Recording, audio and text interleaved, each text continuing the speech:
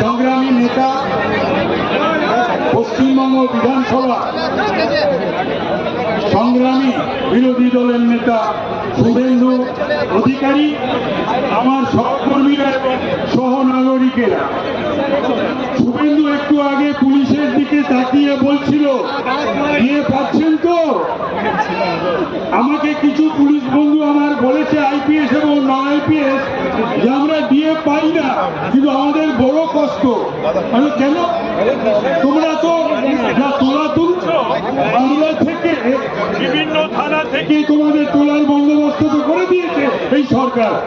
সবাই তোলা তুলি না, সুতরাং সবাই আমরা সেই দিয়েটা আমাদের খাবারও হয় না,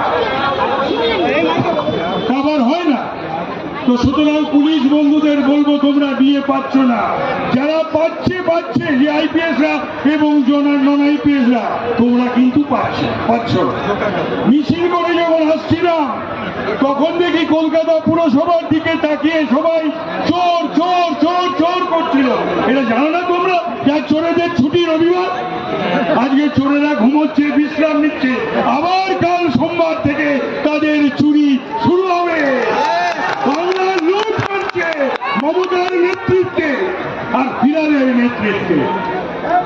মমতাকে যারা মানবিক বলেন, আমি তাদের উদ্দেশ্যে বলতে চাই, ওই তৃণমূলে আজও যারা সমর্থক বন্ধু, যেদিন আমার সহনাগরিককে হারালাম 12 জন, শুধুমাত্র সরকারের পরিকল্পনা হীনতার জন্য, শুধুমাত্র এই মেয়রের জন্য, তো মেয়র নয়, মেয়র, তার জন্য। তারপরেও কিন্তু মানবিক মুখ্যমন্ত্রী ডান্ডিয়া নৃত্য করে তিনি দুর্গাপুজোর উদ্বোধন করেন। এই না হলে মানবিক মুখ্যমন্ত্রী? আর কি দেখলাম? কার্নিভাল, চুলোর দক্ষিণ দুয়ারে আমার বাংলা যা, বাঙালি যা, বাংলার বাসিন্দা যা। ভয়ঙ্কর অবস্থা উত্তরবঙ্গে। এখনো পর্যন্ত খবর আমার কাছে 15 জন মারা গেছে, মৃত্যুর মিছিল।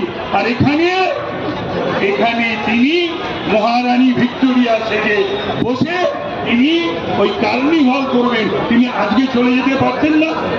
কার্নিভালের মতন হতো।